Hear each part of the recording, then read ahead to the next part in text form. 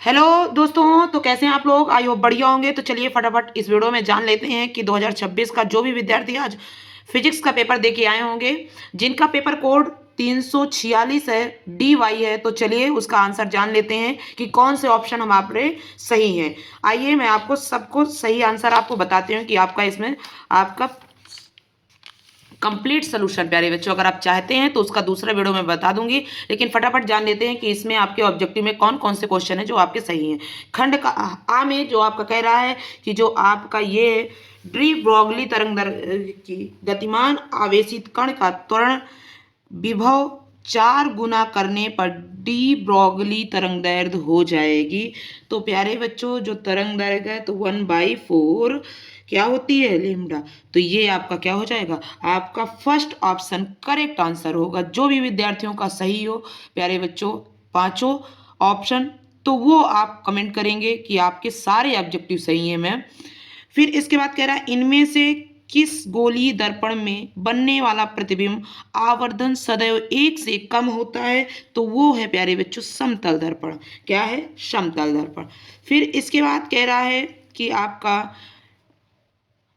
3 microcoulomb और 8 microcoulomb और ये दो बिंदु आवेश के बीच जो यफ है वो कितना है, कितने न्यूटन लग रहा है प्रतिकर्षित बल से। यदि दोनों क्या है 5 माइक्रोकूलम का आवेश दिया जाता है तब उनके बीच लगने वाला बल क्या होगा। तो ये कितने बराबर होगा, 3F बाई क्या हो जाएगा प्यारे बच्चों, 13 न्यूटन प्रतिकर्षण। प्रतिकर्षण आपने देखा होगा क्या, जो आपका कूलाम नियम है वो एक दूसरे को क्या करते हैं, प्रतिकर्षित करते हैं, आकर्षित नहीं करते हैं। और कैलकुलेट करके आप देख लीजिएगा ये बराबर क्या है, Q1 Q2 1/4 एप्सिलॉन 0, और ये करके आप देख लीजिएगा, ठीक है।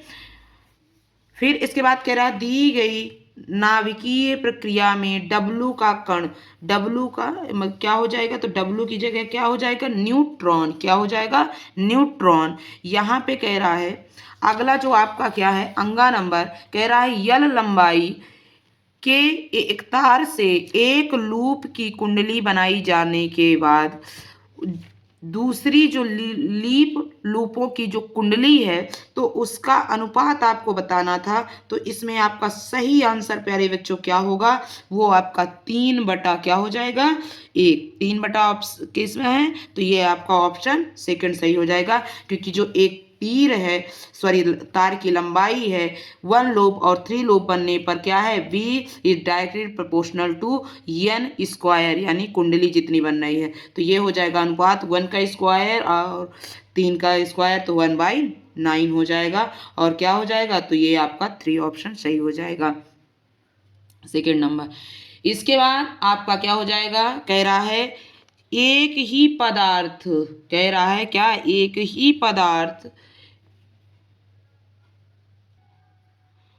में समान मोटाई N के तारों को समांतर क्रम में जोड़ने पर तुल्य प्रतिरोध R प्राप्त होता है। तो इन्हें श्रेणी क्रम जोड़ने पर तुल्य प्रतिरोध क्या होगा, तो श्रेणी क्रम में जोड़ने पर N स्क्वायर इंटू R हो जाएगा, क्योंकि जब आपका समांतर क्रम में जोड़ते हैं तब आपका क्या हो जाएगा, अपॉन में, नहीं तो ये आपका कौन सा ऑप्शन हो जाएगा, N स्क्वायर। डिटेल में यदि आप चाहते हैं इसका सोल्यूशन तो कमेंट बॉक्स में कमेंट करिए, और आशा करती हूँ कि आपके 6 के 6 जो आपके ऑप्शन थे वो आपके सही होंगे। इस बात का मैं क्या करती हूँ, दावा करती हूँ, क्योंकि जो बच्चा ईमानदारी के साथ तैयारी किया होगा उसके ये सारे क्वेश्चन सही होंगे। किन किन विद्यार्थियों के सारे ऑप्शन सही हैं कमेंट बॉक्स में कमेंट करिए। मिलते हैं कल इसके, अगर आप चाहेंगे तो आपका पूरा सोल्यूशन मिलेगा, नहीं तो नेक्स्ट पेपर की तैयारी करवाएंगे, ठीक है प्यारे बच्चों।